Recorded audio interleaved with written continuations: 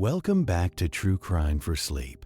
If you have thoughts on this case, leave a comment and consider liking and subscribing for more long-form mysteries. Now you're on Somerton Beach, early morning in 1948, watching a well-dressed man slumped against a seawall. In the half-light, he could be sleeping off a bad night, shoes still polished, posture almost polite. Then daylight shows you what your instincts already filed away. He isn't waking up. No wallet, no identification, and the labels in his clothes are cut out like someone planned the silence. You bag the cigarette butts, note the odd position of his arm, and try to build time from witness scraps. At the morgue, the autopsy gives you congestion, an enlarged spleen, and no clean cause of death. And when a tiny scrap of paper turns up in a hidden pocket, reading Tamam Shud, you realize the investigation will hinge on methods that can fail, toxicology limits, chain of custody, and whether a cipher is even a cipher. So, what breaks first, the code on the page, or the forensic constraints that keep the cause of death stuck at unknown? The wind off the Gulf is still cool enough to sting your knuckles. You look at his face again, because faces are supposed to tell you something. This one doesn't. No panic carved into the brow, no agony in the jaw, just a slack calm that feels almost deliberate. And that is your first escalation, because calm at the end is either mercy or chemistry. You crouch near his shoes because shoes tell the truth more often than mouths do. They're polished, yes, but the leather creases like they have walked distance, not just danced. His trousers sit clean at the knee, no beach sand ground into the fabric. Congratulations, you are already thinking, not exposure, not drowning, not some drunk who fell asleep wrong. You signal for photographs, and you keep your hands behind your back until someone brings paper bags. Because the first way you lose a case is by loving the mystery more than the process. A pair of passers-by hover at the edge of the scene, the kind of people who will tell this story for decades. You take their statements anyway. One says they saw him the night before, about dusk, slumped in the same spot. They thought he was sleeping, or drunk, or simply not their business.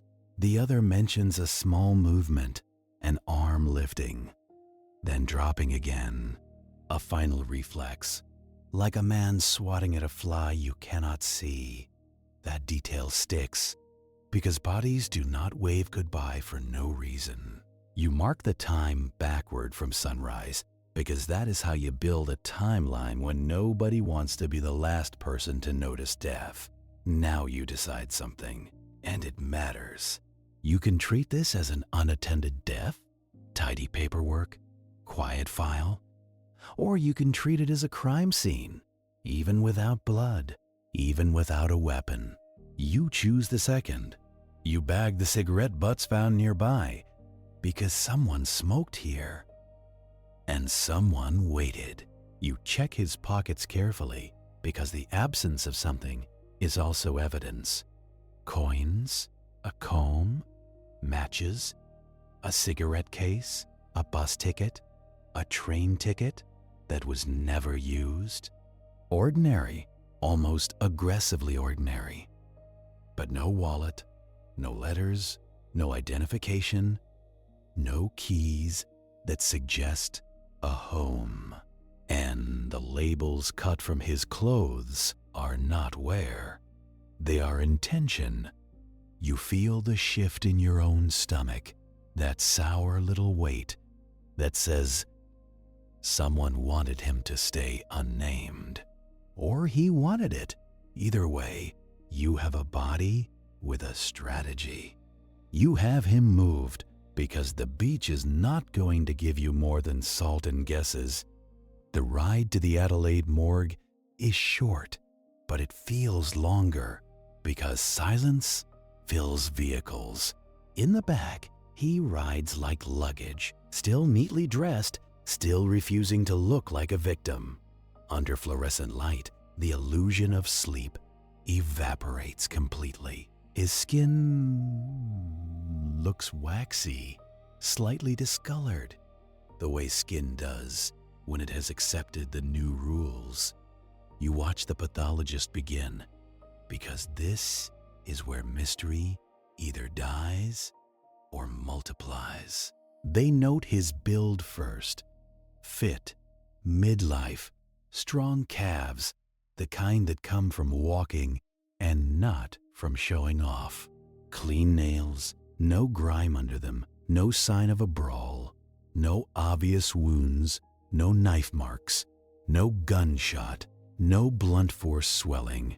It is the kind of body that frustrates you because it offers nothing dramatic to hold on to. Then, the internal exam starts to whisper. Congestion in the organs, like the body's systems all backed up at once. An enlarged spleen, heavier than expected, a detail that says stress or illness, but not enough to convict either. The stomach holds a pasty meal, a thick mass like it was eaten in a hurry. People later argue about what it was. A meat pie? A pasty? Something cheap from a shop? You do not care what it was called. You care that it puts him alive and eating within hours of death. You care that someone who was about to vanish still took time to eat. The pathologist tries to do what you always ask them to do, make chaos into a sentence. But the sentence won't form. No heart attack clear enough to sign. No stroke bleeding obvious enough to blame. The lungs are congested, yes. But lungs always tell the same tired story when death is not neat. You ask about poison, because poison is the coward's weapon and the planner's tool. The answer is a sigh disguised as professionalism. Toxicology in 1948 is not what you want it to be. You can test for some things, you can guess at others, and the rest evaporate like perfume. Certain plant compounds, digitalis-like chemicals, barbiturates, things that can stop a heart and then vanish into metabolism. The body becomes a clock you cannot read after it has burned too long. The official conclusion circles back, cause of death unknown. And you feel that like a bruise, because unknown is not neutral. Unknown is where cases go to rot. You push for the rest of the details because if you cannot get a cause, you chase a pattern. His pupils, his mouth, his fingernails, anything that might hint at convulsions or asphyxia. Nothing decisive, no froth, no blood, no defensive injuries. Just a man who stopped. So you pivot, because investigation is mostly pivoting with dignity. If you cannot name the cause, you name the person. A name gives you a birthplace, a job, a grudge, a lover, a reason. Without a name, you are chasing fog across water. You take fingerprints, carefully inked, rolled, cataloged. You take photographs, front and profile, because faces travel faster than paperwork. You send everything out, nationally, then overseas, because this man's suit is too good to be local by accident. The fabric has a European cut, the kind of tailoring that does not come from an Adelaide bargain rack. His tie is chosen, not grabbed. Even dead, he looks like he planned his outfit. And you keep returning to those missing labels. Cut clean, not torn, not worn away. Someone took scissors to identity. It is petty and elegant at the same time, like erasing your name from a hotel register. You start a list of what you have, and the list is embarrassingly small. A comb, a cigarette case, matches, a bus ticket from the city, a train ticket to Henley Beach that was never used, and loose change that says he had access to money but not the desire to carry it openly. Then there's the cigarette butts, because the beach has always been a place for waiting. You ask yourself, did he wait for someone here? Or did someone wait for him to finish dying? Witness canvassing is the next grind. You send officers back to Somerton, back to the nearby streets, back to the places that sell food late, and you listen to the same phrase again and again. I did not think it was anything. A couple walking in the evening saw him reclined. They noticed his shoes, because people always notice shoes when they want to feel observant. They saw his arm move, then drop, and they decided not to bother him. That choice, small and human, becomes part of your timeline, because it suggests he was alive late and he died where he sat. Not dragged, not dumped, not washed in with the tide.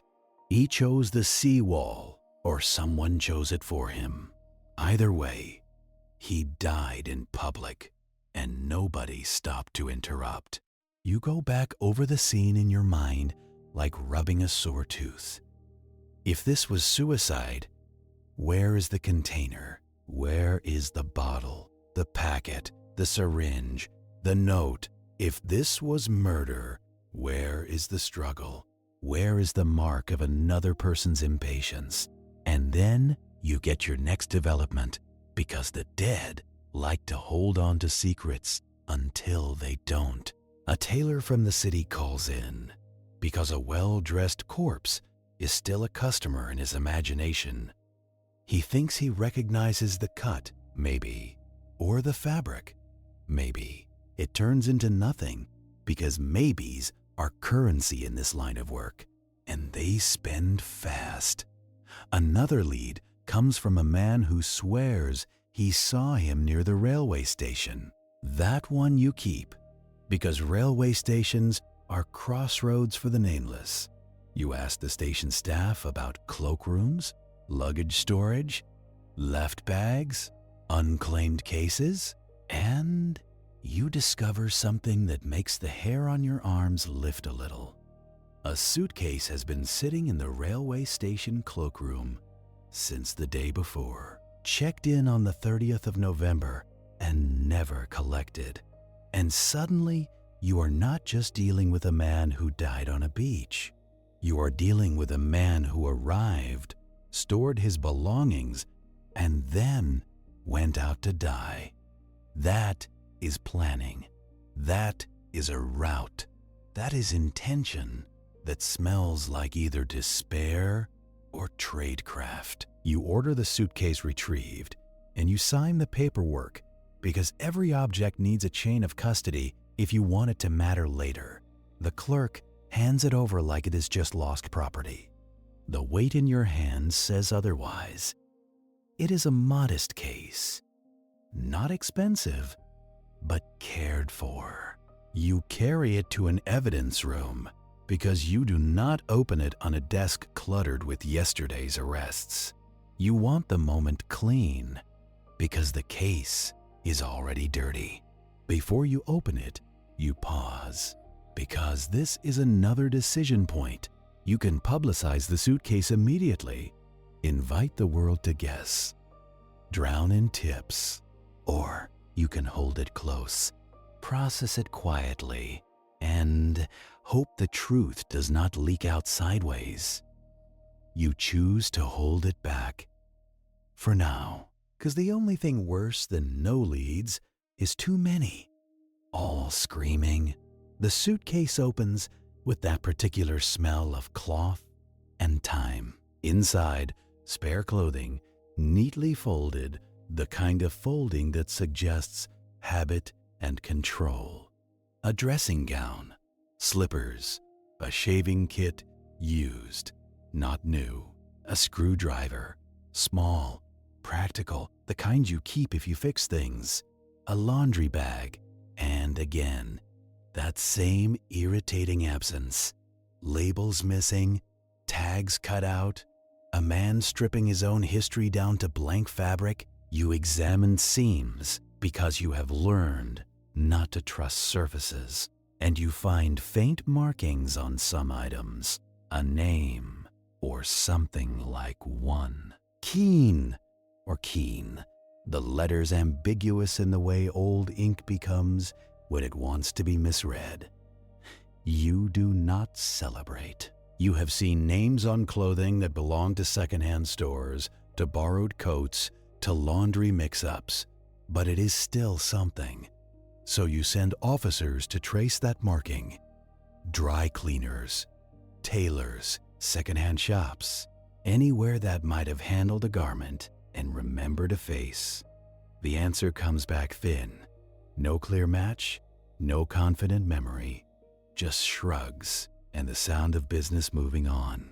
And while that happens, you keep comparing what is in the suitcase to what is on the body, because people lie, but objects are consistent. Different thread colors show where repairs were made. A particular orange-brown waxed thread on a pocket, the kind sailors use, the kind cobblers use. A tiny detail that suggests he could sew, could mend, could handle his own kit. Technical hands, maybe. Not a laborer with dirt under nails, not an office clerk with soft fingers. You put that into your growing mental sketch, because profiles are what you do when facts won't talk. Then the file grows another thorn. The media gets wind of the unknown man. A well-dressed corpse on a beach is catnip for headlines, even in 1948. Photos circulate. People call in. Someone swears he is a missing cousin. Someone insists he is a foreign sailor.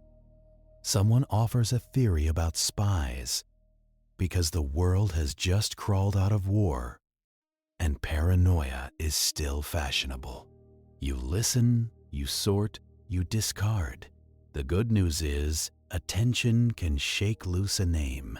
The bad news is, attention also shakes loose nonsense. You return to the corpse again, because you are stuck with him now. He sits in your paperwork like a stone. The pathologist notes keep repeating themselves in your head. Congestion, enlarged spleen, no cause. If it was poison, what kind leaves so little trace? If it was natural, why remove labels?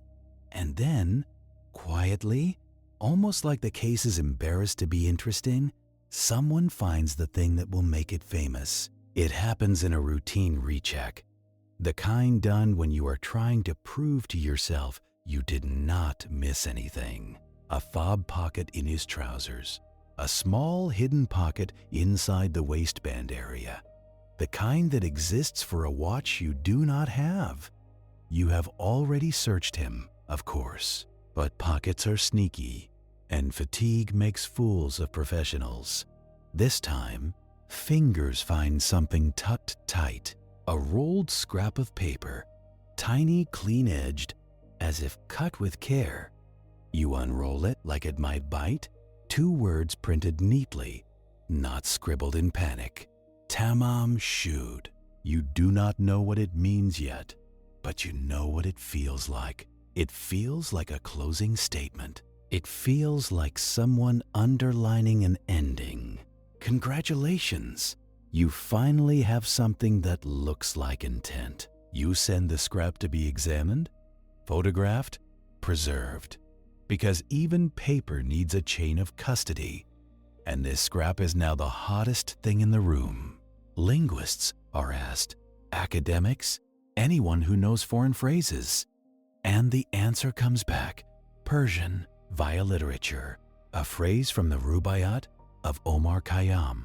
meaning ended, finished, done. A flourish you would expect from a man who chooses his tie carefully. Now your case changes shape. It is no longer just an unknown man. It is an unknown man with a literary calling card sewn into his clothing. A man who either wanted to be found or wanted you to chase your own tail. Because that is what cryptic messages do. They create movement. They make investigators burn hours on interpretation while the simple truths slip away. You order another search, not just of the body, but of the places connected to him. His last night route, if you can build it, the train station, the bus stop, the city blocks between, the cheap food shops that sell pasties. You start requesting receipts, memories, any clerk who might remember a man buying a ticket and not using it. Most of them look at you like you are asking what they had for breakfast last month. They sold 100 pies, 1,000 cigarettes, and a lifetime of train tickets. Your dead man is just another face that paid and disappeared. But you keep asking anyway, because this job is 90% hearing no until it turns into a maybe. You track the bus ticket first, because buses are the poor man's alibi. It tells you where he intended to go, not where he actually ended up. The conductor on that route remembers nothing, and you do not blame him. People do not imprint on memory unless they make trouble or tip well. Then you chase the train ticket to Henley Beach, unused, still in his pocket like a joke. If he planned to ride and did not, something changed. A meeting moved, a mood shifted, a plan got interrupted, or he bought it as camouflage. Because nothing says ordinary like public transport. Congratulations, you are now arguing with a piece of cardboard. Back at the station, you stare at the cloakroom ledger. It is written in the tired hand of someone who has logged 1,000 suitcases. Time, date, a brief description, paid in advance. The case was checked in around midday on the 30th of November. Not late, not rushed, not frantic. That matters, because desperation usually shows up in the schedule. This looks like a man who knew his next 24 hours. You ask the clerk if he remembers who dropped it off. He squints, and then shrugs, and then offers the kind of half memory that ruins careers. Maybe a man in a brown suit. Maybe with a hat. Maybe with an accent, maybe with nothing at all. You write it down anyway, because half memories are still data points in a drought. The suitcase itself becomes your second crime scene. You lay everything out on brown paper, item by item, like you are building a person from scraps. A pair of trousers, underwear, a white shirt, a tie. A pair of pajamas. The dressing gown, worn at the collar like it has actually done its job. Slippers, scuffed, not new, not staged. A shaving kit with a used razor. A toothbrush with bristles bent from someone's teeth. These are not props, these are habits. Then, the tools, the screwdriver, and a small knife. Not a weapon, not really, just a man's pocket practicality, the kind of thing you carry if you hate waiting for someone else to fix a problem. You find a length of string, a few odd bits of paper, and a stenciled laundry bag. And again, those cut labels, so neat it feels like spite. You keep seeing scissors in your mind, snip, snip, snip, not a tear from use, but a deliberate edit. Someone took the time to make sure a stranger stayed a stranger. In one pocket, you find a rolled-up handkerchief. It is clean, but used, and it smells faintly of soap.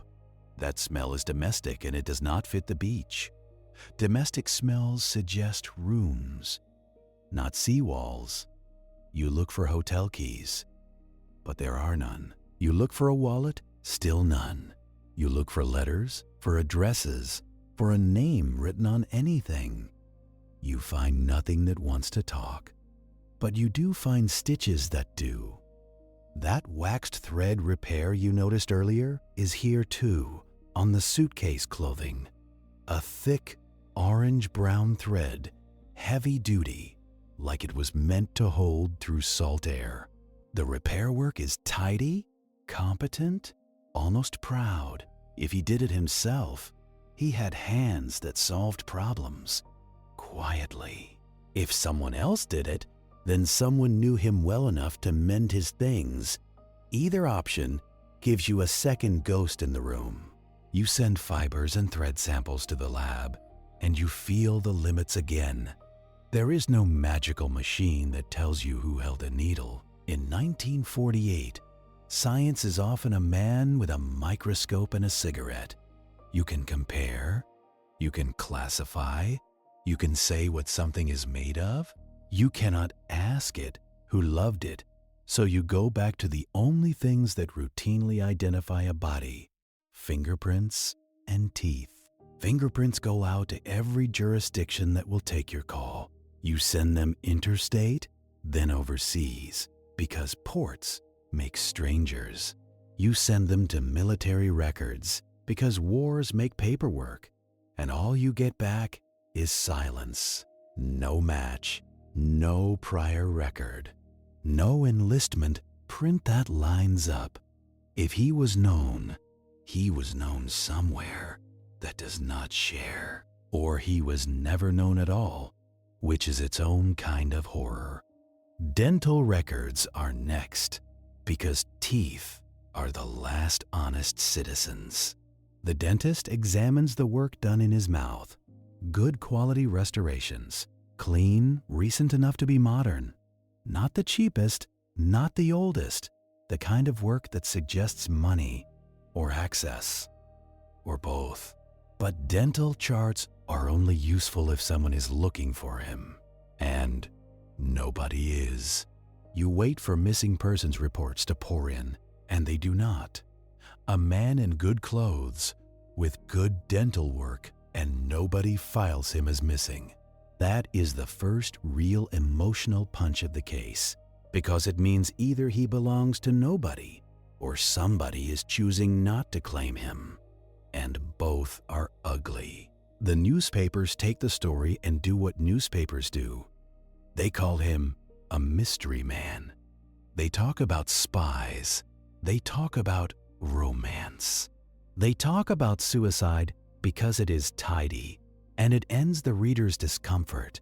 You do not get to be tidy.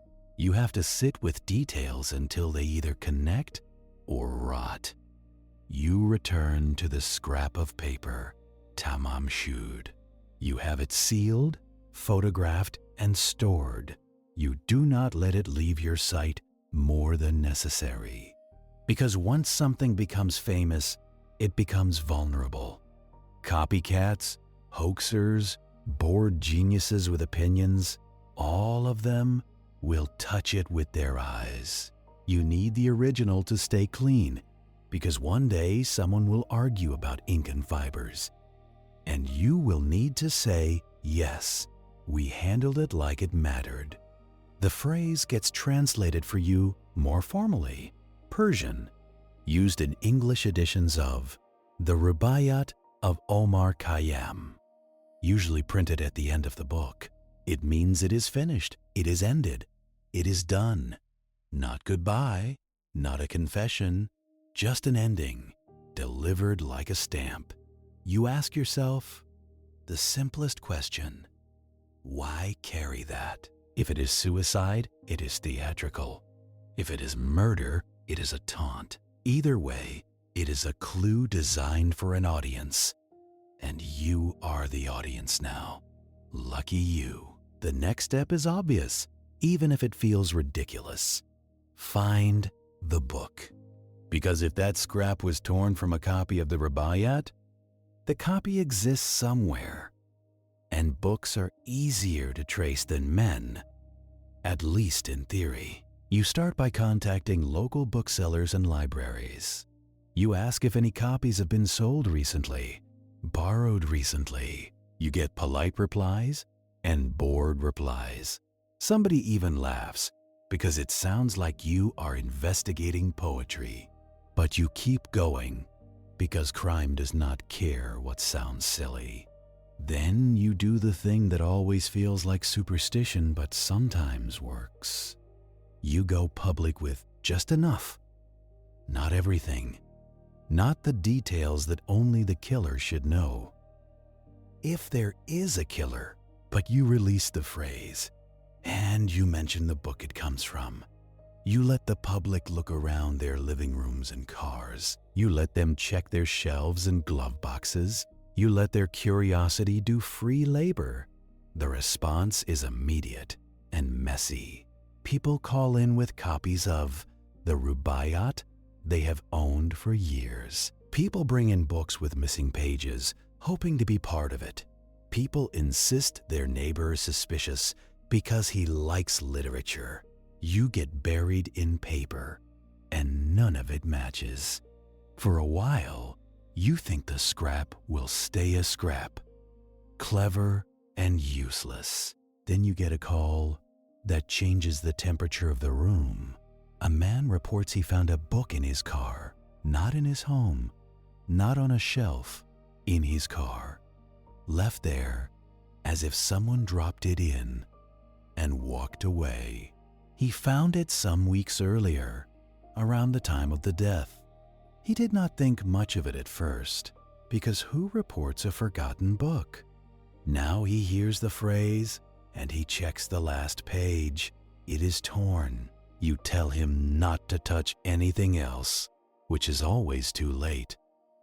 Then you drive out to see it, because you have learned not to trust excitement over the telephone. The car is parked in a quiet area near Glenelg, not far from Somerton Beach, a place where people walk, where couples sit, where strangers can approach without looking strange. He hands you the book like it is a hot plate. It is an edition of the Rubaiyat, small, worn, the kind you could fit in a coat pocket. You flip to the back and your throat tightens. The final page is missing, cleanly torn. The size and shape match what you found in the dead man's pocket. The paper fibers are compared, and they line up as well as you can expect. The case now has a physical loop. Beach body, scrap in pocket, missing page in book, book found in a car. Not perfect, but close enough to make you sit up straighter. You take it to the lab, and you handle it like evidence, not literature. Because now it is both. And then, as if the book resents being normal, you find writing.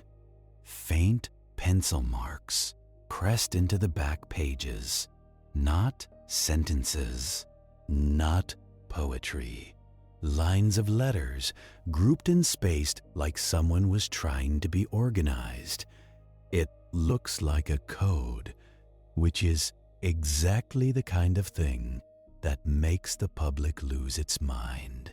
But you have been in enough evidence rooms to know not everything that looks like a code is a code. Some people doodle. Some people take shorthand notes. Some people write down the first letters of words to remember something later. And some people write nonsense because they want you to waste time. You photograph the pages under different light. You try to catch the graphite sheen at an angle. You use magnification. You trace the impressions. The letters become clearer, and unfortunately, they also become more irritating because they do not resolve into anything readable. It is a scatter of capitals arranged in short lines. No obvious words, no obvious language, just patterns that might be patterns. Congratulations, you now have a puzzle that might be nothing. You bring in cryptographers because that is what you do when you have letters and hope. Military intelligence people get consulted quietly. University minds take a look. You watch them do what clever people always do. They start confident. They talk about ciphers, transposition, substitution, one-time pads. They ask for more text because every codebreaker's first complaint is not enough material. And you tell them the truth, this is all there is. A few lines, a few dozen letters, a locked door with no handle. They try anyway. They count letter frequency. They look for repetition, for telltale spacing, for the kind of rhythm that language cannot hide. They suggest it could be an initialism, the first letters of a poem, or a private mnemonic. Someone floats the idea of a book cipher, using the rubaiyat itself as the key. That would be clever, and it would also be a nightmare, because there are many additions, many page layouts, many ways to make a key that only you understand. If you do not have the exact addition, you are trying to open a safe with the wrong combination. Days turn into weeks, and the verdict stays frustrating. No clear decryption, no verified plain text, nothing you can bring to court if you even had a suspect to drag there. The code becomes famous anyway, because fame does not require proof. Fame only requires mystery. You, meanwhile, keep working the book like it is a witness. You examine it for fingerprints, and you feel that old forensic limitation again. Fingerprint powder helps, but time and handling ruin everything. The man who found it touched it. You touched it. Half the station has probably leaned over it by now, breathing on it like it will confess. Still, you try. You also check the spine and pages for anything else tucked inside. Receipts, notes, a pressed flower, anything human. And then you find the detail that makes the case feel suddenly intimate. A telephone number written in the back of the book. Not a name, just a number. Local, Adelaide area, Glenelg. A place close enough to Somerton Beach that coincidence starts to sweat. A number is different from a code. A code is a wall. A number is a door. It might be locked, but it is a door. You verify it through the exchange, because you do not call blindly. You check who it is registered to. It comes back as a woman, a nurse, living in Glenelg. Not far from where the book was found, not far from where the man died. You let that sit for a moment, because your instincts are already making noise. A nurse means medical knowledge, yes, but it also means routine, respectability, and a life that looks clean from the outside. Those are the lives that hide things best. You do not decide she is involved yet. You decide only that she is connected because her number is in his book. The question is how. Did he write it? Did she? Did someone else? Was it an appointment? A friend? A lover? A contact? A decoy? Every possibility carries a different kind of danger. You plan the visit carefully because showing up at a nurse's door with a dead man's photograph is not a casual social call. You also know this case has eyes on it now. If the press learns you have a lead, they will camp on her street like gulls. So you keep it quiet. You take only what you need, an officer or two, the photograph, the basic questions. You go in daylight because night makes everything look like guilt. Glenelg in daylight is ordinary. Tree-lined streets, neat yards, curtains that flutter with ocean air. It looks like a place where people recover from war. and pretend the world is stable. You walk up to the address with your shoes feeling too loud on the path. You knock. You wait. The door opens, and you see her.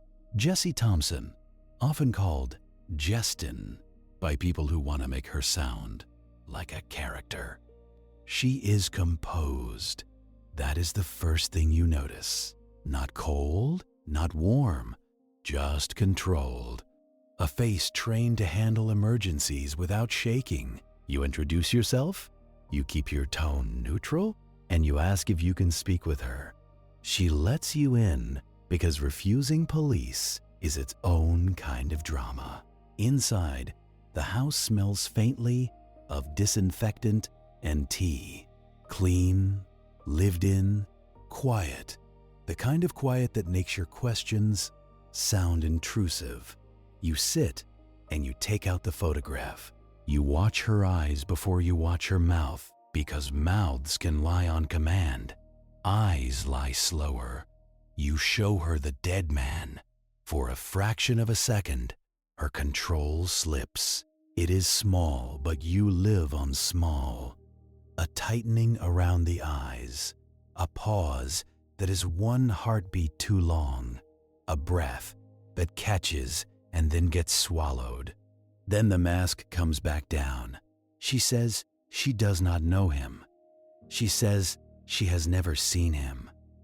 She says it politely, like she is refusing an unwanted invitation. You ask again in a different way, because repetition is a tool.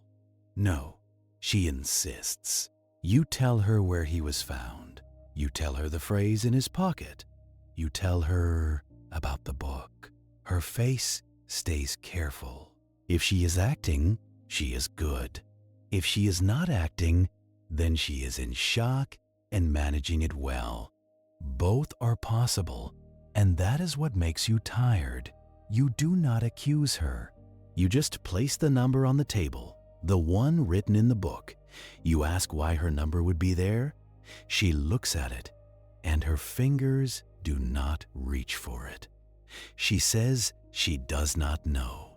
She says she once owned a copy of The Rubaiyat. She says she gave it away years ago to a man named Alfred Boxall. She says it like it is a simple fact, like it should close the loop. But it does not, because your dead man is not Alfred Boxall, not as far as you know. Still, you take the name because a name is finally something you can chase without guessing. You ask about Boxall, who he is, where he lives. When she saw him last, her answers are cautious but coherent. She says she was a nurse during the war, and she knew him then. She says the book was a gift. She says that is all. And she repeats, she does not know the man in the photograph. You watch her again as she says it. The control is still there, but now you notice something else. A kind of practiced boundary, like she has rehearsed refusing certain questions. Some people rehearse speeches for weddings. Some people rehearse denials. You leave without forcing it, because forcing it too early makes people dig in. You walk back out into the sunny street, and the normality feels obscene. Somewhere a lawn is being watered, and you are thinking about a dead stranger with a poem in his pocket. You go straight to find Alfred Boxall, because if this is a case of mistaken identity, it will collapse fast. And if it is not, it will get worse. Boxall is located alive, breathing, annoyed that anyone is bothering him. He is not on a beach. He is in his own life, wherever that is, and the moment you see him, you know the truth in your gut. He is not your corpse. Different face, different build, different presence. You show him the photograph anyway, because procedure demands it. He says he has never seen the man. Then you ask about the rubaiyat, and he goes to a drawer or a shelf or wherever men keep old sentimental objects. He produces a copy. It is worn at the corners, handled, not a decorative shelf piece. Inside the front cover is an inscription in a woman's hand. It is personal, affectionate, and dated from the war years. And the last page is intact, no torn ending, no missing words, no Tamam Shud ripped out like a curtain drop. Congratulations, your neat solution just died in your hands. You look from the book to Boxall's face, and you see a man who has never rehearsed this moment. He is confused, maybe flattered, that an old romance has turned into police business. He is also alive, which is the main point. So you do the thing detectives hate. You reverse. You go back to Jessie Thompson's story, and you realize it was technically true. She gave a rubaiyat to Boxall, but the rubaiyat tied to the corpse is not that one, meaning someone else had a copy, meaning someone else had a reason to tear out the ending, meaning Jessie's number ended up in a different book, on a different timeline, by a different route. And now you have a living woman connected to a dead man. Without the courtesy of an explanation, you take Boxall's statement anyway, because paperwork is the only thing that does not panic. He tells you he did not know the dead man. He tells you he has not seen Jessie in years. He tells you she was a nurse, that she had a distinctive way about her, like she kept her emotions in a locked cabinet. You thank him because you have to, and you leave with less than you arrived with. Outside, the air feels too bright again. This case keeps doing that, dragging you from morgue chill to suburban sunlight like it enjoys the contrast. Back at the station, you lay out what you have like a bad card hand. Dead man, unidentified, suitcase in the station, labels cut, scrap of paper hidden in a fob pocket, Tamam Shud, book found in a stranger's car, last page torn, pencil code inside, telephone number tied to a nurse near the beach. Nurse says she does not know him. Nurse admits she once gave a similar book to Boxall. Boxall has his book intact, proving your corpse is not him. Everything connects, but nothing locks. You can feel the investigation slipping into the kind of myth that never gets solved. Not because nobody tried, but because the puzzle pieces were filed under the wrong names. So you decide to press where the living are. You return to Jessie Thompson, not with anger, but with details. You bring the fact that Boxall is alive. You bring the fact his book still has its ending. You bring the fact her number is written in the back of a different copy, the one tied to a corpse. You do not ask her to confess to murder. You ask her to explain the simplest thing. Why would a stranger have her number? You show up again during the day because you want the room to be ordinary when you ask extraordinary questions. She lets you in again because saying no would look like fear. She sits the same way, posture straight, hands controlled. You show her the photograph again, and you watch the flicker. It is still there, a brief crack in the surface. Not grief, not recognition, something tighter, like someone hearing a song they hoped never to hear again. You tell her you found Boxall. You tell her he has the book she gave him. You tell her it is not the same book.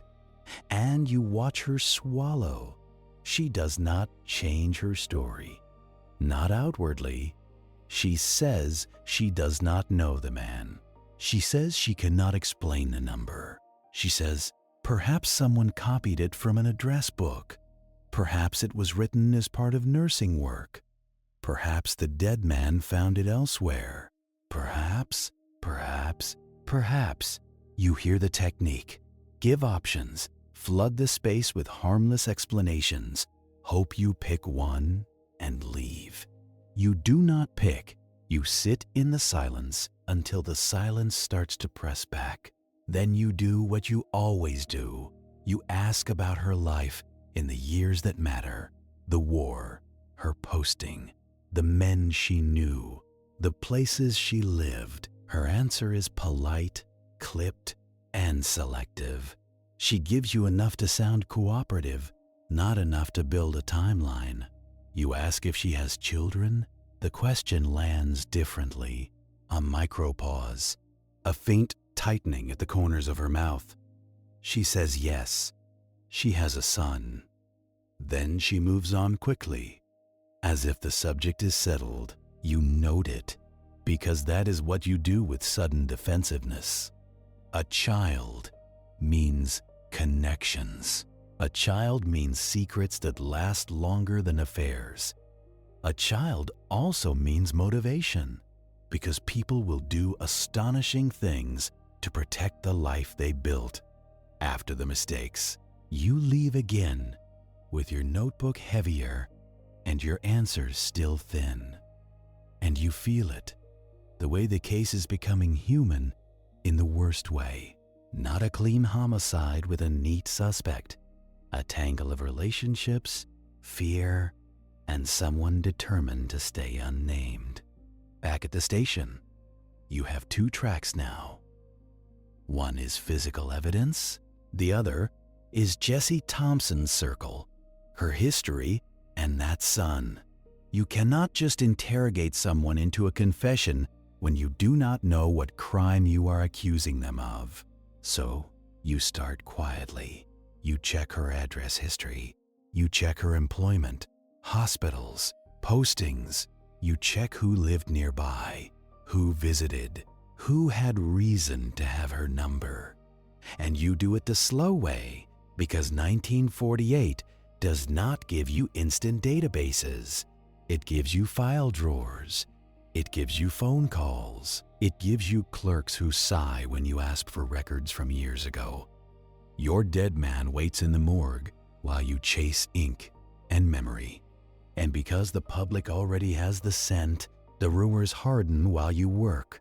Spies, foreign agents, poison, coded messages, a nurse with a cold face. It is convenient because the world is entering the Cold War and people like their mysteries with uniforms. But you are looking at a bus ticket and a meat pie stomach. Tradecraft is glamorous in newspapers. In real life, it smells like cheap tobacco and paperwork. Still, you cannot ignore the oddities. The labels removed from clothing, twice on body and suitcase.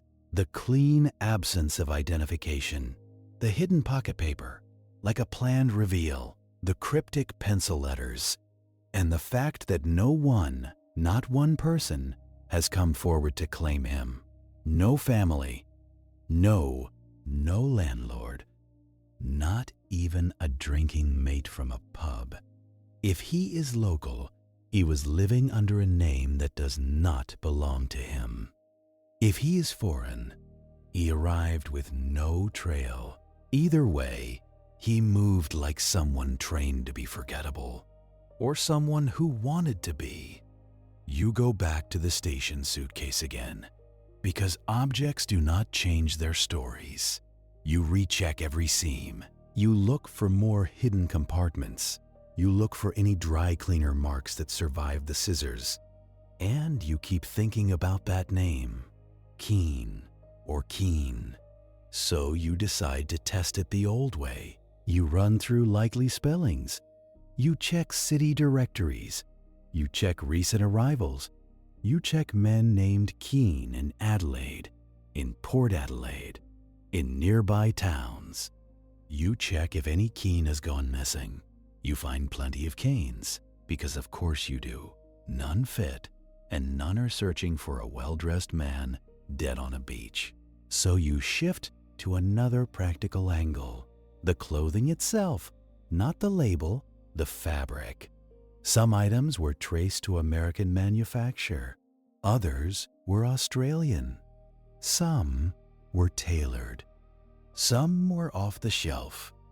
It is a mixed wardrobe, like a man who traveled and bought what was convenient, or like a man assembling a disguise from whatever was available. You consult tailors and retailers again, and you get the same problem. Clothes do not remember faces. People remember faces only when they want to. The forensic side keeps nagging too. Unknown cause of death is not just a blank, it is a dare. So you revisit the poison theory because it fits the calm expression, the lack of struggle. You ask the pathologist what would leave congestion and an enlarged spleen without a clear signature. He talks to you about rare compounds, digitalis, strophanthin, things that affect the heart, compounds that can be ingested in small amounts, hard to detect with the methods you have. He mentions that vomiting might be expected in some poisonings, and the scene showed none. But absence of evidence is not evidence of absence. It is just another irritation. You ask about the cigarette, because if he smoked, that is a delivery method. A poisoned cigarette is not just fiction, it is chemistry and opportunity. But you do not have the cigarette. You have butts near the body, and you cannot prove which one he smoked last. The beach is not a controlled environment. It is a litter tray with a horizon. Then someone brings up something that sounds small until it is not. His shoes. Polished, yes, but also unusually clean for a man who supposedly wandered around city streets and then sat on sand. Not impossible, just odd. And then the strangest detail, his feet. He has a certain look to his toes, a wedge shape, and high arches, the sort seen in ballet dancers or men who wear tight boots. Not a diagnosis, not a certainty, just one more profile hint. A man who takes care of himself, a man used to discipline, a man comfortable with discomfort, which fits too many kinds of lives. You feel the case trying to become everything at once, so you force it back to sequence. You build the last known movements as best you can. He likely arrived at the Adelaide railway station. He checked a suitcase into the cloakroom around midday on the 30th of November. He moved through the city. He bought a bus ticket. He bought a train ticket to Henley Beach and did not use it. He ate a meal, the pasty mass in his stomach. He ended up at Somerton Beach that evening. Witnesses saw him there around dusk. He was seen again later, still in place. He moved an arm once.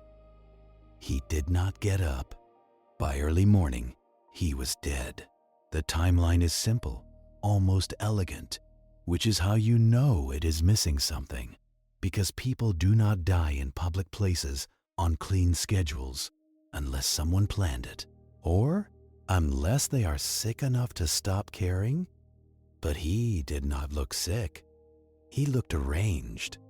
Another detail from the autopsy sticks in your mind too. His clothing was appropriate for the weather, but he had no hat. In that era, men wore hats like they wore manners. No hat could mean he lost it, or he left it behind intentionally. Or he did not want to be recognized, because hats change faces. Congratulations!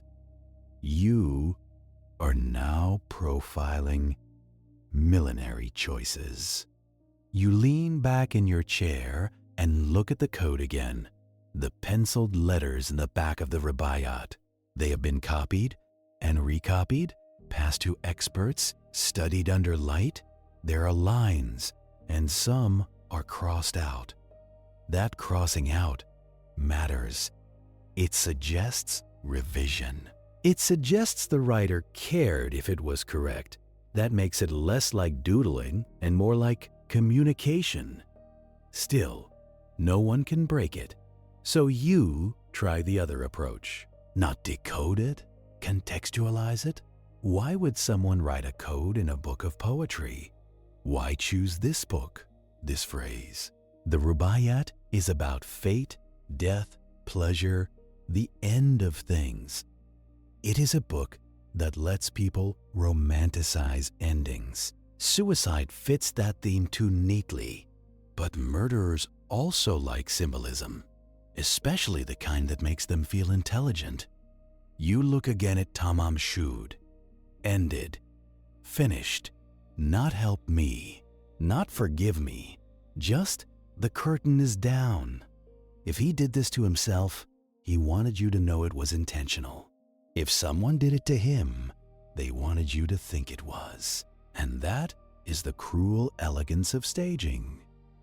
It turns your investigation into philosophy. You start hearing another rumor, one that keeps floating up no matter how often you push it down.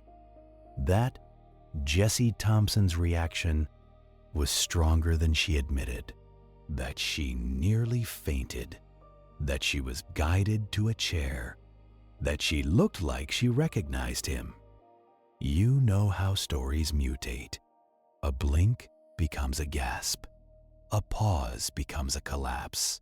But you also know human instinct. People saw something in her, enough to repeat it, and repetition becomes its own evidence in the public mind. That is the problem with famous cases. They collect barnacles. You decide to keep Jessie in the file as a person of interest, not a suspect. Language matters. If you decide too soon, you stop seeing. You also decide to keep her son in mind quietly, because family stories are where identity hides. You begin checking birth records, looking for unusual details. But the trail is not clean. Names are common. Records are protected. And you are still missing the basic thing, the dead man's name. Then, as weeks become months, the case becomes bureaucratic. The body cannot stay unburied forever. You cannot keep a man on a slab just because you are curious. You arrange preservation. You arrange burial in a local cemetery. A grave with a marker that admits defeat. Unknown man. And you feel that defeat in your throat when you sign the forms, because burial is the last way a case goes quiet. But quiet does not mean solved. Quiet just means everyone went home. Even so, you keep working. Newspapers print his face again and again. Someone in Melbourne claims he looks like a missing friend. Someone in Sydney swears he is European. A man from a ship insists he saw him in a port. You run each lead. They crumble. You watch hope flare and die, over and over, like cigarettes in the dark. And every time, you return to the same fixed points. The book, the code, the number, the nurse, the missing labels, the unknown poison. You start asking a different question. What if this man was not meant to be found quickly? What if he was meant to be found like this, nameless, but intriguing? What if the mystery itself is the purpose? That is when the spy idea stops being silly. Because intelligence work is not always about killing. It is about misdirection. It is about making people chase the wrong thing. You consult quietly with people who have seen war work up close. You ask about poisons that leave little trace. You ask about the use of cut clothing labels as a tactic. You ask about code fragments in books. Some of them tell you it is plausible. Some of them tell you it is romantic nonsense. No one gives you certainty. and certainty is what you need. Years pass in this case like they do in all cold cases, not with a bang, but with filing. The original investigators move on. New detectives inherit the file. The paper grows brittle. The photographs fade at the edges. But the story refuses to die because it has the perfect ingredients: an unidentified man, a poetic phrase, a possible cipher, a nurse with a carefully controlled face. Every generation rediscovers it and thinks, surely we can solve what those tired men in 1948 could not. You watch this happen from the inside, which is less exciting than it sounds. It is mostly people asking for copies of reports. It is mostly arguments over tiny details, like whether his suitcase markings read keen or keen, like whether the pasty meal was a meat pie or a pasty, like whether Jesse's son resembles the dead man if you squint and want it badly enough. And wanting is a dangerous tool in investigation. Then the modern world begins to intrude, decades later, with its bright promises: computers, databases, enhanced imaging, the idea that every unknown can be named if you just apply enough technology.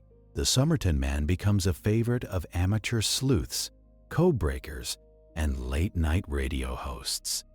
People redraw the cipher letters. They propose solutions. They post them, confident, and then they fight about them. Most of their solutions cannot be verified because they require you to assume the key.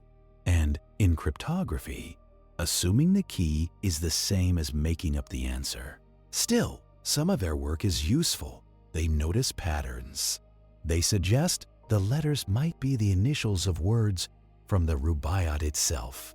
They suggest it could be shorthand for a message, like the way you write a grocery list, as abbreviations only you understand. Milk becomes M, bread becomes B, and suddenly your list looks like a code to anyone else. That idea is maddening because it means the cipher could be private, never meant to be decoded, which brings you back to the same ugly possibility. He wanted to leave a mystery, not a message, or someone wanted to. Then you get to the real modern pivot, the one that changes the case from poetry to biology. Deoxyribonucleic acid, the thing that does not care if your clothing labels are cut out, the thing that does not care if your name is false, the thing your body carries like an unerasable signature. People begin asking, can we get deoxyribonucleic acid from him? Can we finally identify him through family? It sounds easy, until you remember the practicalities. He died in 1948. His body was handled, embalmed, buried. Samples degrade. Contamination is a constant risk. And in those early years, nobody preserved deoxyribonucleic acid samples because nobody knew they would matter. So the modern investigators have to work with what exists. Hair samples, if any, were kept. Slides from the autopsy. Bits of preserved tissue. Sometimes even clothing, if biological material remains. You watch the case enter this new era slowly, with lots of debate and delay. Because exhuming a body is not just science, it is permission, it is bureaucracy, it is ethics, it is money, and it is families even when you do not know who the family is. Still, interest builds. A sense grows that this case deserves a real attempt, not just theories. The argument becomes simple. If deoxyribonucleic acid can do what fingerprints could not, you have a duty to try. And eventually, that argument wins enough to move the system. But the system moves like it always does, reluctantly. Applications, hearings, approvals, delays, more delays. All while people online declare the case solved every 6 months with a new cipher guess. The real work is slower. The real work is careful. And careful is not entertaining unless you are the kind of person who finds, "I'm sorry, but I cannot assist with that request."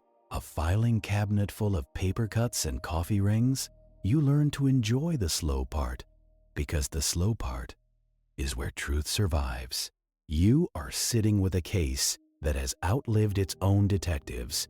You are watching it get passed down like a bad heirloom, each decade adding a new layer of fingerprints. And now the modern world is asking you to do something obscene in its intimacy.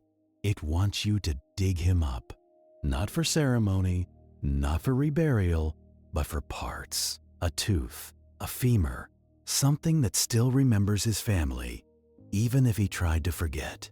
You start with the uncomfortable basics. You cannot run forensic genealogy on nostalgia. You need usable deoxyribonucleic acid, and you need it clean enough to trust. That means you need to know what was preserved from the autopsy and how. You pull old property sheets, old pathology notes, old evidence inventories. You find the kind of handwriting that makes you feel time-tight loops and fading ink. You find references to hair, to slides, to specimens that might or might not still exist. And you find the first modern obstacle, the one nobody wants to admit, is real. Evidence storage is not a museum. Evidence storage is a room that floods, a freezer that fails, a shelf that gets reorganized by someone who needed space. So you start calling. You call police property. You call the medical school. You call the lab that inherited the lab that inherited the lab. You say the same sentence until it loses meaning. Do you still have anything from the Somerton Man? Sometimes the answer is yes, but sometimes the answer is no, and nobody sounds surprised. Sometimes the answer is we have something, but we cannot prove where it has been. Congratulations, even the evidence has an alibi problem. When you finally get eyes on what remains, it is never as romantic as people imagine. A few tiny envelopes, some old slides, a hair that might be his, that might be a lab sample, that might be a contaminant from an old coat. You can feel the weight of the decades on every item. Each piece has been handled by people who did not know what the future would ask of it. So you do what investigators always do when they are about to spend money. You ask a scientist to tell you if it is worth it, not if it is interesting, but if it is viable. You sit in a clinical room listening to phrases that sound like excuses: degradation, contamination, low yield, inhibitors, formalin. They explain it in human terms because you need human terms to sign the forms. Embalming fluid is not friendly to genetic material. Time is not friendly either. Heat, moisture, handling, all of it breaks the code down. You can try to extract and you might get something, but something is not enough for genealogical matching. You need enough markers to build a family tree that does not collapse. And you need databases full of relatives who volunteered their own saliva for curiosity. That is the new irony of modern identification. You can only find a man if his cousins wanted to know where their ancestors came from. Still, the pressure builds. The case has become a cultural bruise. People argue about it like it belongs to them. Some of them push for exhumation, because it is the only honest way to get proper samples, and other people push back because graves are not supposed to be opened for entertainment. You are stuck in the middle, where you always end up. You have to decide whether identity is worth disturbing the dead. You start assembling the justification like it is a warrant. This is not curiosity. This is an unidentified body. This is a public interest matter. This is a chance to correct a record that has been wrong for decades. And yes, if you are honest, it is also the kind of case that will not let you sleep until it has a name. So the request goes forward. Paperwork first. Of course, paperwork first. You submit applications. You wait through hearings. You answer questions from people who were not alive when he died, but now control whether he stays buried. You explain, again, that you are not chasing a cause of death anymore. You are chasing identity, because identity creates the circle of people who might still remember him. Identity creates motive. Identity creates context. Without identity, you have a museum exhibit. With identity, you might have a story. The approval does not come with drama. It comes with signatures and dates and conditions. When it finally happens, it is in the era of cameras. Not the glamorous kind, the administrative kind. Everything documented, every step witnessed. Because chain of custody is the only religion everyone in this business shares. You stand at the cemetery and you let the quiet settle into you, a patch of earth that has been minding its own business since the late 1940s. The air smells like dry grass and morning soil. Nothing here cares about spies or poetry or codes. A grave is just a grave until you make it evidence again. When they open it, you do not get a cinematic reveal. You get the real thing, slow and careful and a little sickening. Soil moved in layers, wood exposed, the kind of work that makes everyone talk less. You watch the box come up and you feel that familiar, unwanted respect. This man has been waiting a long time, not for salvation, just for someone to stop guessing. The forensic team treats him like a fragile archive. They take what they need, minimal and precise. Bone, teeth, anything protected enough to still carry a readable genetic signal. And you keep thinking about what people forget. Even if you get his name, you might not get his why. The code does not suddenly decode itself because a database returns a match. A name is a doorway, not the whole house. Still, you take the samples back like they are contraband, because in a way, they are. They are the only thing in this case that cannot be faked. You can fake labels, you can fake papers, you can plant a book in a car, but you cannot fake ancestry. Not easily. Not without leaving a trail louder than the truth. Now comes the part that makes modern viewers restless. Waiting. Laboratories do not run on your sense of narrative. They run on protocols and cues and quality control. You send the samples to specialists who know how to coax information out of old remains. You wait for extraction. You wait for sequencing. You wait for someone to tell you whether the genetic material is usable or whether it is turned into mush. And while you wait, the old case keeps whispering at you from the shelf. Because even without a name, you still have the question of how. You still have the question of whether he was poisoned, and if so, by whom. You still have the question of why Jesse Thompson's number was in that book. You still have the question of the code, and whether it was ever meant to be solved by anyone but him. So you go back again to the living threads, Because the dead cannot answer you, but the living can sometimes slip, not confess, just slip. A detail, a date, a phrase, something that makes the timeline tighten. You look at Jessie Thompson, or rather, you look at what is left of her story. Years after the original investigation, accounts of her interview keep surfacing. Not official transcripts, but recollections. Detectives saying she appeared shocked. Observers saying she nearly collapsed. Others saying she was simply startled, as anyone would be. The truth is probably smaller than the rumor, but you have learned that small truths still matter. If she recognized him, even faintly, then her denial becomes a motive in itself.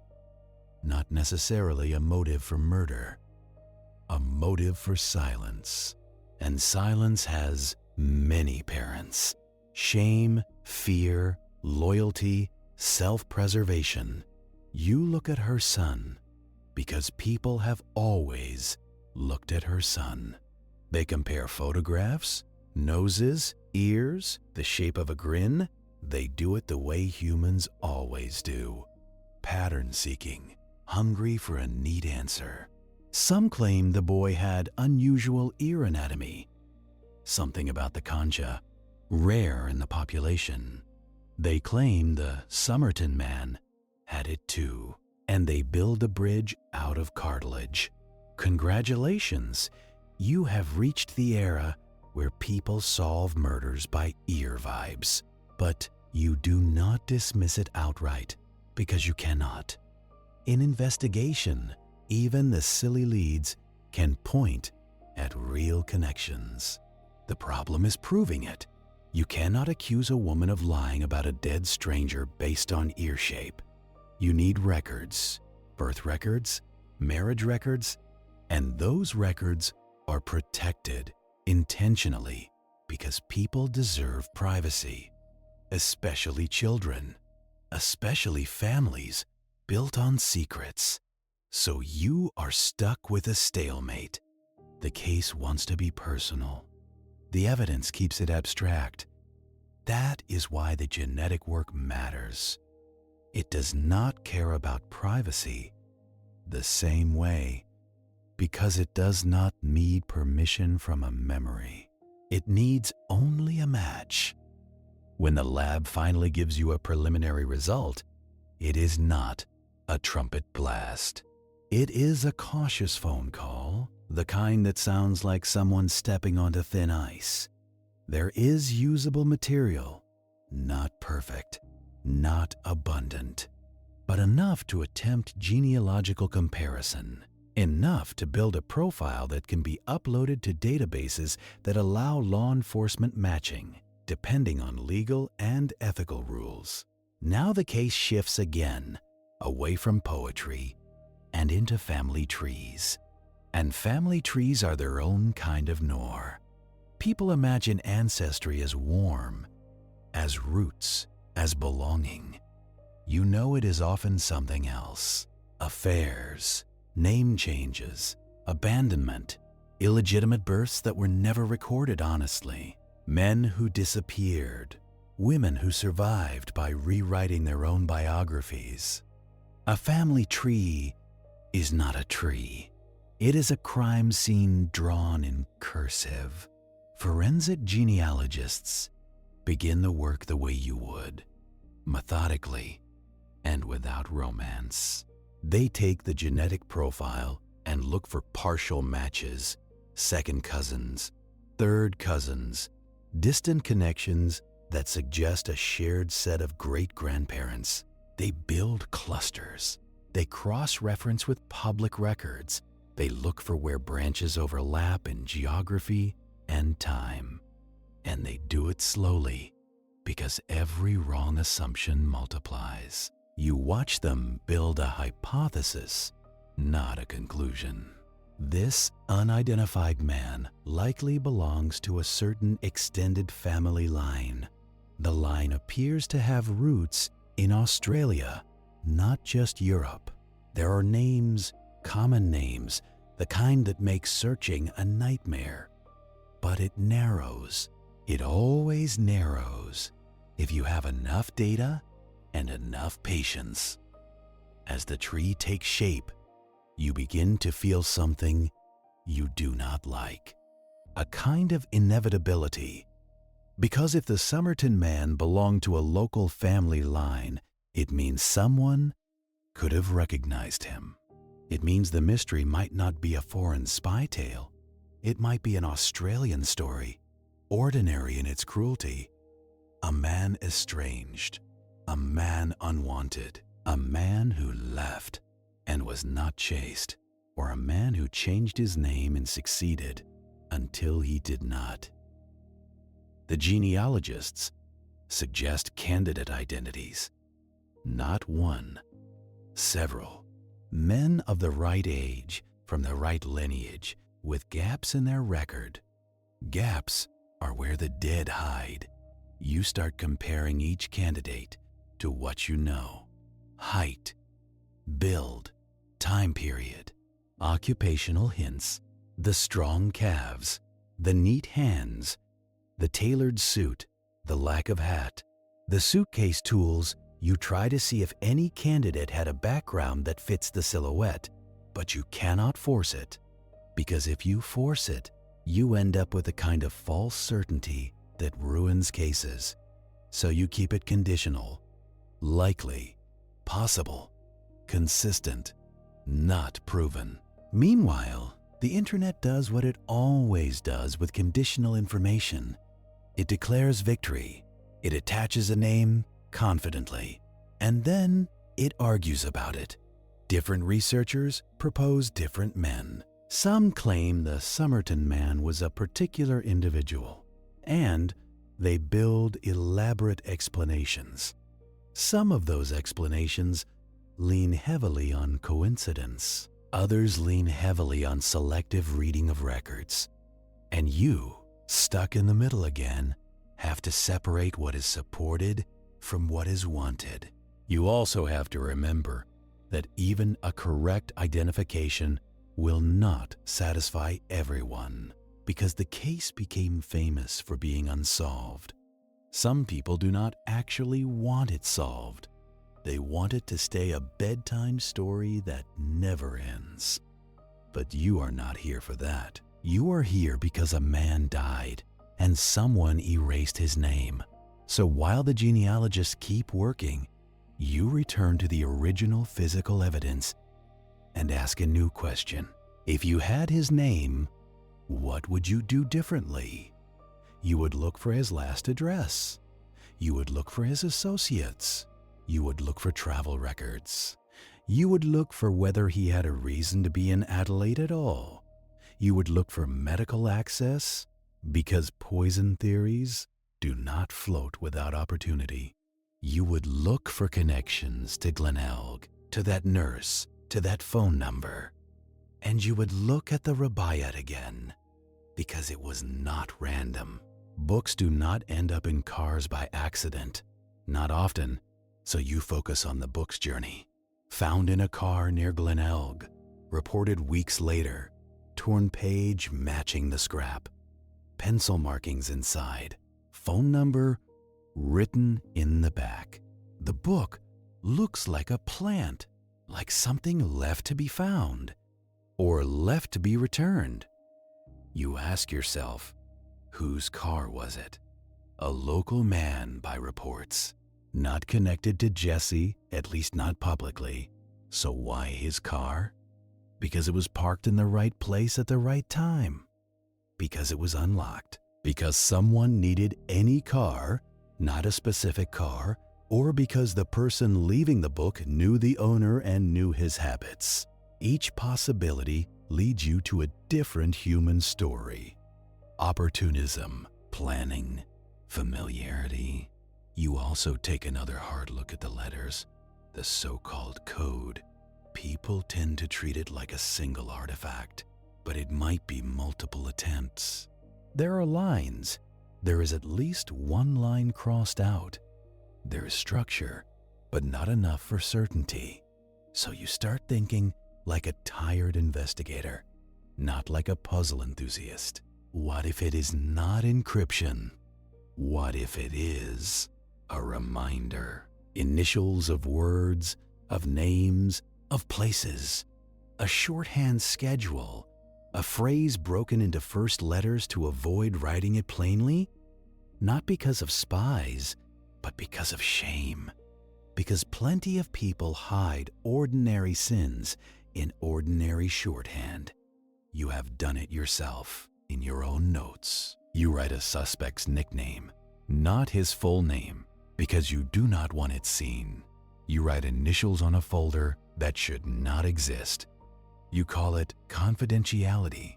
Someone else calls it the Rubaiyat Code. Could be that. A private list, a set of reminders. And if that is true, then decoding it without the writer's context might be impossible forever. Not difficult, impossible, because the key is not mathematical. The key is personal, and personal keys die with their owners.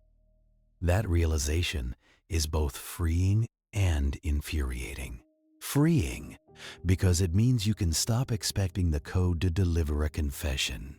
Infuriating, because the code is the part everyone stares at, while the real explanation might be something banal. A man met someone.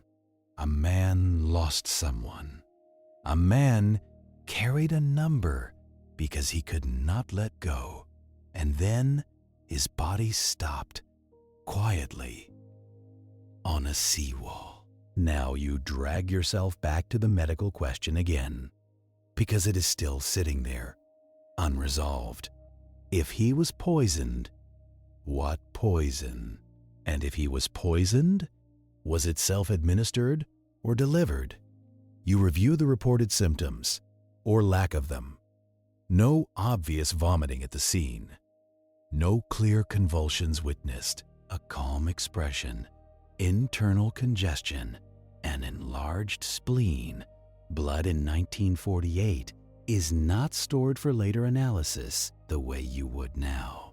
So you are left with inference. And inference is dangerous, but sometimes it is all you have. Certain cardiac glycosides can cause sudden collapse. Certain alkaloids can kill with minimal external drama. Some compounds metabolize quickly, leaving little trace. Others might not have been tested for in that era, or could be missed. If you want the darkest version, you picture a nurse, access to medications, knowledge of dosing, a calm bedside manner applied to a man who did not realize he was being put down. But that version is also too neat. Reality is rarely that elegant. Reality is often clumsy, like a person taking something they do not understand, hoping it will just end. You keep both possibilities on the table, and you hate the table for it. Then you force yourself to look at the simplest physical question again. Where did he die? At the beach, yes. But did he die there, or did he arrive already dying? Witnesses saw him in the same position the evening before. That argues for death occurring there slowly, not an immediate collapse. A man sitting, waiting. If someone poisoned him elsewhere, he still had time to walk, to sit, to arrange himself. If he poisoned himself, he chose a public place, but not too public. Visible enough to be found, not visible enough to be interrupted. That choice tells you about intent. People who want to be saved choose different places. People who want to disappear choose private. People who want to make a statement choose symbolic. A seawall facing the water with the city behind him feels like symbolism. It is an ending with scenery, and then you remember the unused train ticket. Henley Beach, not used, Maybe he planned to go there, then changed. Maybe he met someone who redirected him. Maybe he intended to die somewhere else and did not make it.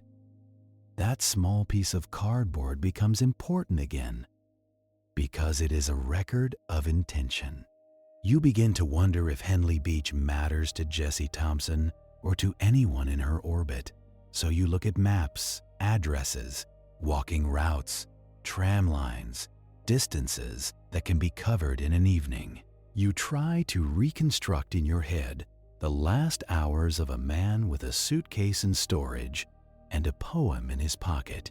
You picture him in the city, late afternoon. You picture him buying a ticket. You picture him hesitating. You picture him eating something cheap because ritual matters even at the end. You picture him carrying the book, or at least carrying the scrap. You picture him moving toward Glenelg because the phone number pulls like gravity, and you picture him making a decision he cannot take back. Now the case gets another kind of complication because it has a modern identity claim to wrestle with. Researchers begin proposing a specific name, one that fits the genealogical hints. A man with ties to Melbourne, a man whose life had gaps, a man whose family tree matches the genetic clusters. You see the argument laid out in careful steps, like a prosecutor building a case. Photographs compared, age estimated, family lines traced, even the physical quirks, ear shape, tooth work, all pressed into service. The claim is persuasive enough to make headlines, but you have been burned by persuasive before. So you ask the questions that do not care about persuasion. Can we independently verify the match with close relatives? Can we corroborate with documentation from the man's life, employment, address? Can we find any proof he was in Adelaide in late 1948? Because a name without corroboration is just a better-dressed theory. The problem is, close relatives are not always available. Families die out, records get lost. Some people do not want to be involved. Some people do not want their family dragged into a famous death story. And some people do not want old secrets reopened, because secrets tend to come with consequences. So the verification becomes slow and political. Consent forms, court orders, private negotiations, and the whole time, the public acts like the name should arrive like a package. Delivered, signed for, done. But identity is not just a genetic match. Identity is a life you can prove existed in the right places at the right times. So you start building the life the hard way, with documents that do not care about mystery. You pull electoral rolls, old directories, shipping logs, union lists, anything that pins a man to a street. You do it, knowing the cruel joke, he died because he left no trail. And now you need one. The name that keeps circulating in modern claims looks plausible on paper. But plausibility is not proof, it is just a story that fits your mood. You ask for the boring corroboration, the kind that never trends. A pay stub, a rental receipt, a workplace record with a supervisor who remembered him. A medical chart that matches dental work. A ticket stub that says he was in Adelaide at the right time. And the first setback is predictable because old lives are not backed up to the cloud. Records burn. Firms dissolve. Clerks retire, then die, then take their memories with them. You can feel the case trying to slip back into legend. So you tighten your grip on what you can still measure, his body as a data set. The exhumation gives you more than DNA. It gives you a chance to recheck assumptions that were made under 1948 lighting. You do not get to redo the autopsy, not fully, but you can revisit details, and details are where old cases finally crack. You look again at the way he was embalmed. You look at which tissues were preserved and which were lost. You look at the teeth, because teeth outlast reputations. You compare his dental work to what was common in Australia then, and what was common elsewhere. It does not hand you a passport stamp. It just narrows the range of possibilities from anywhere to somewhere. The genetic profile becomes your anchor, and you treat it like a suspect interview. You do not accept the first answer, you test it from different angles, because one match can be coincidence. When genealogists say they have a cluster, you ask what holds that cluster together. Shared segments, shared ancestors, locations where those ancestors lived. You follow those locations like you would follow a witness who keeps glancing toward the door. The family lines point toward Australia and toward a certain region and time frame. That is not a name yet, but it is a map. A map is more than this case had for decades. Now comes the part nobody likes to admit. The ethics get messy, because once you have a likely identity, you have living relatives, and living relatives have rights and feelings and lawyers. You cannot just announce, "Congratulations, your great uncle is the mystery corpse." You need consent for confirmation tests, or you need a legal path to obtain them. So, you become what investigators always become in cold cases: part detective, part diplomat.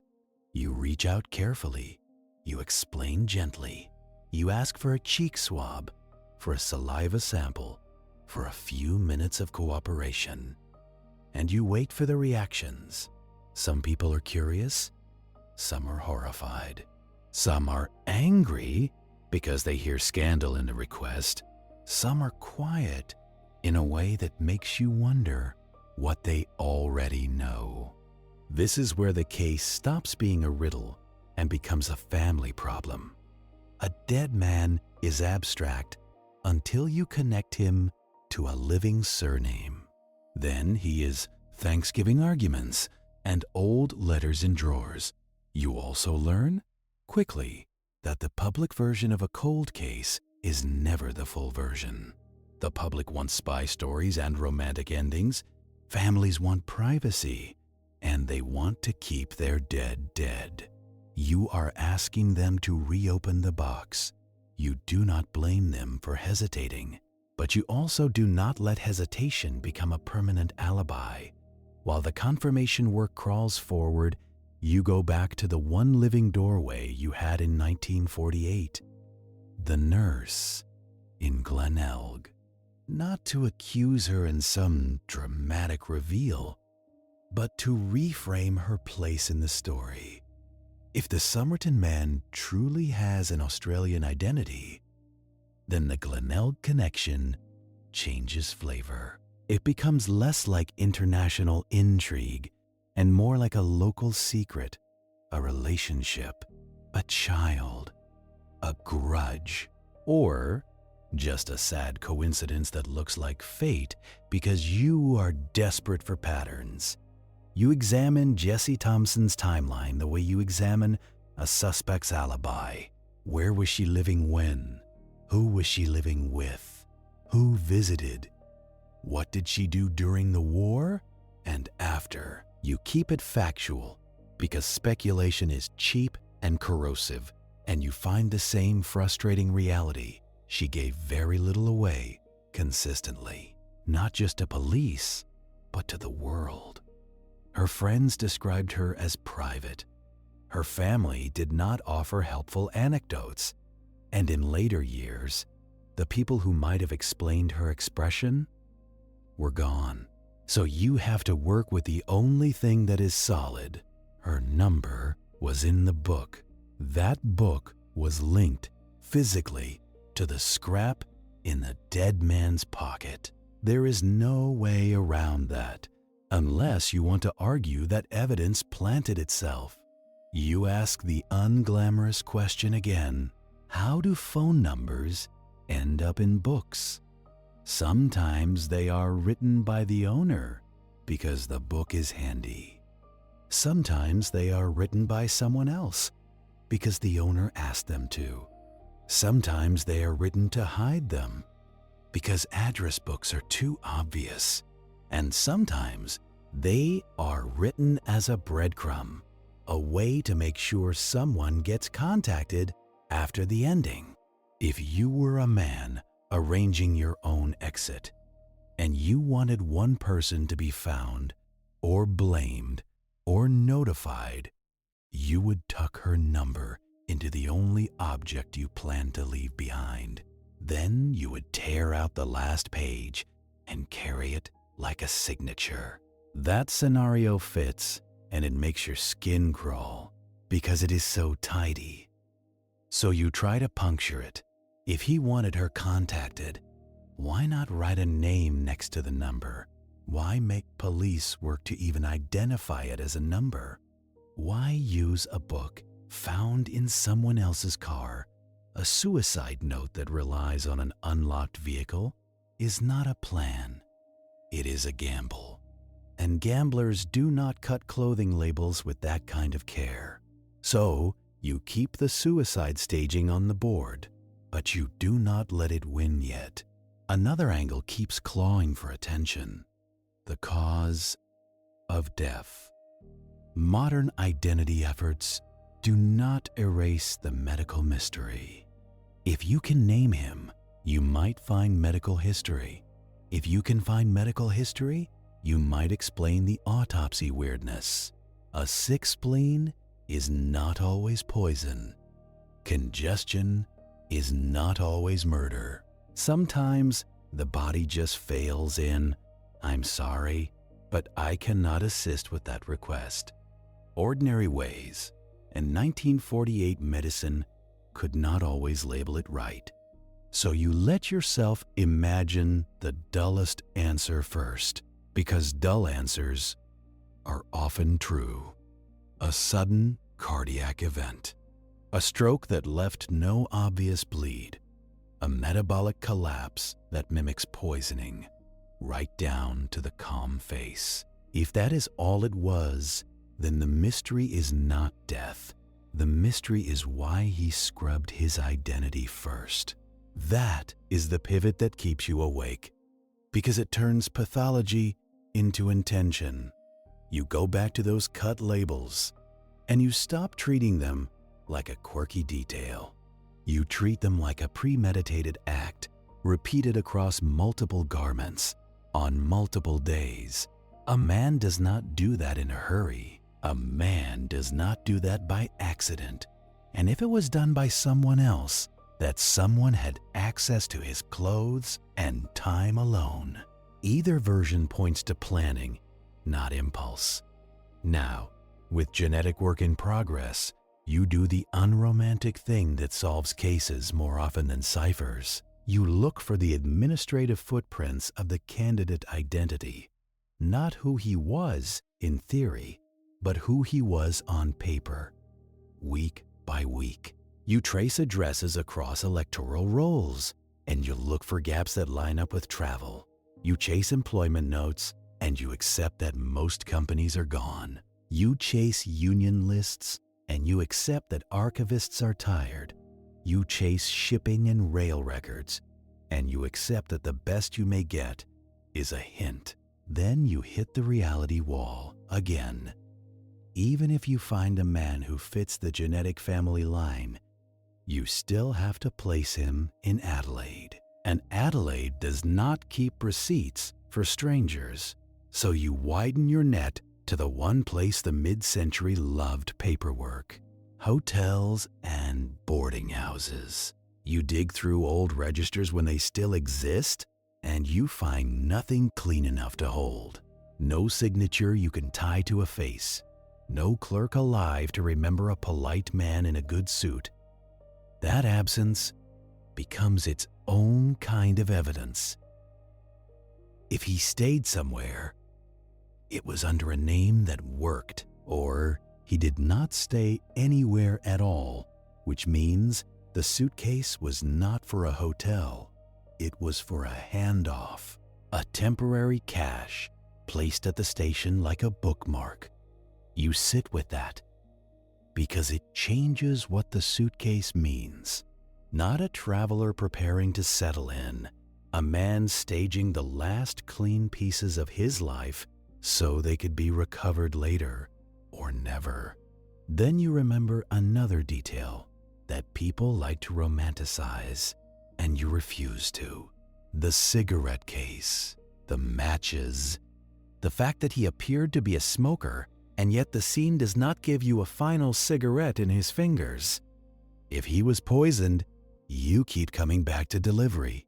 Food is plausible because everyone eats. Drink is plausible because everyone gets thirsty. A cigarette is plausible because it looks like normal restlessness. But proof is what you do not have, and proof is what courts require. So, the cause of death stays in its cage, rattling the bars, and the case shifts inevitably to the one thing modern science can sometimes do cleanly: put a name on a body that tried to stay anonymous. The genealogists keep building, and you watch the tree tighten like a noose. They move from distant matches to narrower branches, and then to a handful of plausible men. You ask for the hard confirmation, a close family comparison. That means approaching relatives again, the ones who did not ask to be part of a legend. You explain again that this is not gossip. This is a man in a grave without a name. Some cooperate because curiosity is a family trait too. Some refuse because they can feel scandal waiting behind your polite words. And when the first solid confirmation finally comes through, it does not feel like triumph. It feels like a door opening onto an unlit room. Because a name, once you have it, does not erase the questions. It just makes the questions sharper and more personal. Now, in the modern era, you are watching two truths coexist badly. On one hand, the Somerton Man may no longer be unknown in a genetic sense. On the other hand, the case is still unsolved in the human sense. The manner of death remains unclear. The meaning of the code remains unverified, and the connection to Jesse Thompson remains a locked drawer. So you do what you always do when a case offers you a partial ending. You test the ending for weakness. If this man had a name and a family line, where were the missing persons reports? Why did nobody come forward in 1948? Did they not know he was missing? Did they know and choose silence? Or did he cut himself out of their lives so thoroughly that his absence felt normal? Estrangement is a quiet way to disappear. If you have never had anyone stop calling you, congratulations. It is worse than you think. It means you can die on a beach, and your people will assume you are simply being you. You look again at the Rubaiyat, because the book still sits at the center like a dare. If he was identified, then the book is no longer a random prop. It was something he owned, or something someone wanted tied to him. And that forces the hardest question in the whole case. Was the book a personal object, or was it a planted narrative?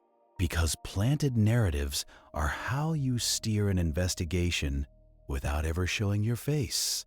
A scrap that says ended a torn page to prove it, a code to waste your time, and a phone number to point your suspicion at a living woman who will not talk. That is not poetry, that is tactics. But tactics for what? Murder cover, espionage, misdirection, or just one person trying to control how their death would be remembered. You keep circling Jessie Thompson because she is the only living connection the original detectives ever found. And whether she was innocent or involved, she was relevant. A phone number in the back of that book is not a cosmic coincidence. Someone put it there for a reason. You ask yourself what reasons exist that do not require her to be a killer. A past relationship, and he could not let go. A wartime connection, and he needed help, or thought he did. A child, and he wanted to see them from a distance without announcing himself. A contact, and the contact did not want to be known. All of those explanations still end at the same fact. She denied recognizing him, and the denial looked practiced. Maybe it was self-preservation. Maybe it was loyalty. Maybe it was shame. Or maybe it was fear, the kind that lasts decades and teaches you to keep your voice steady. Now, in the aftermath, you confront another ugly truth about closure. Even if the modern identification is correct, the most important witnesses are gone. The detectives who saw her expression are dead. The people who might have been in his last circle are dead. Even Jessie herself eventually becomes part of history, not an interview. And when witnesses turn into headstones, you stop solving cases in the present tense. You solve them in footnotes, in probabilities, in careful language that never quite satisfies. You revisit the code one last time because you owe it that. Not because you think it will suddenly speak, but because it taught you what obsession looks like. The letters sit there, still refusing to become a sentence. They might be a cipher. They might be initials from a poem, or from names, or from places only he knew. They might be the kind of shorthand you write when you do not want to write the real words. And if that is true, then the code is not a puzzle for the public. It is a private bruise preserved in graphite. You look at the phrase again, ended, finished. It is the kind of thing people write when they want the world to stop asking them to continue. That can be suicide. That can be resignation. That can be a message to someone else. Or it can be a line chosen by a murderer who wanted you to think the victim chose it. And there is no laboratory test for theatrical intent. You make yourself return to the simplest physical reality because philosophy does not run an evidence room. A man was found sitting upright against a seawall. He was dressed carefully with no identification. He had a hidden scrap that implied an ending. He had a suitcase stored at the station, again with labels removed. He had eaten within hours of death. He likely died without a visible struggle. Those facts, and only those facts, are what you can say without lying. Everything else is inference, and inference is where legends breed. In the years after, the story becomes a cultural mirror. Each era sees what it wants. The 1950s see spies because they are scared of invisible wars.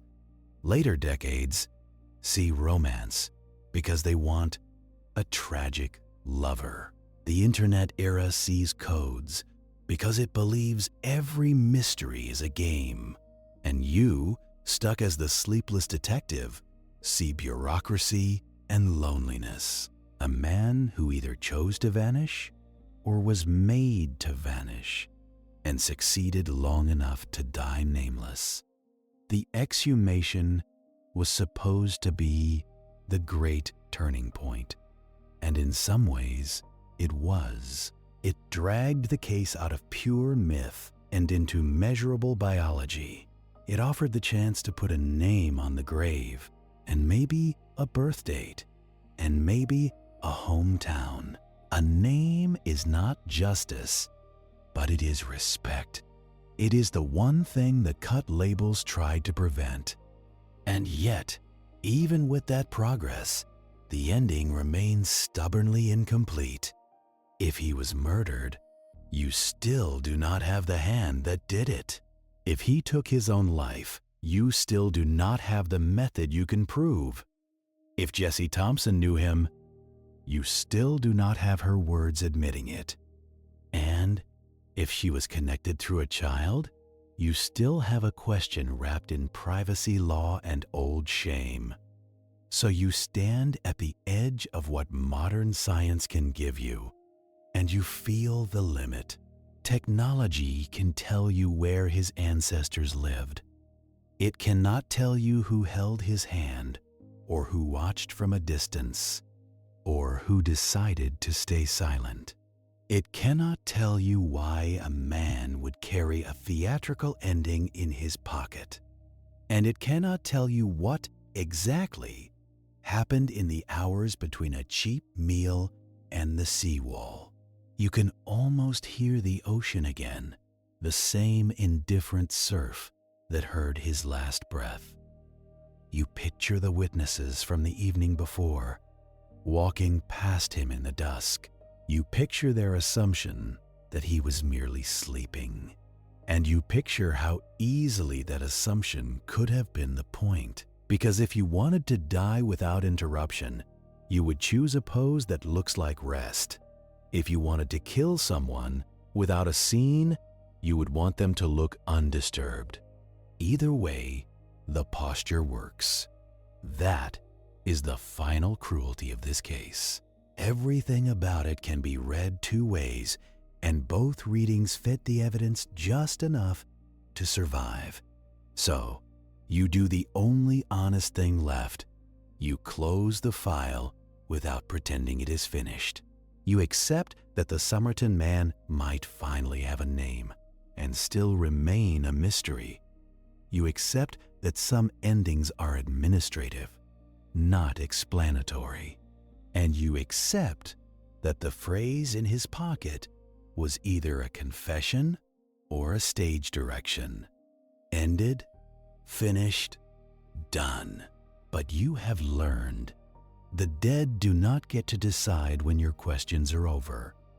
The last thing you leave on the table is the phone number, faded ink, in the back of a book. A simple line of digits, still capable of pointing at a life that refused to speak, and you can feel the next case waiting in that same place they always wait. Not in the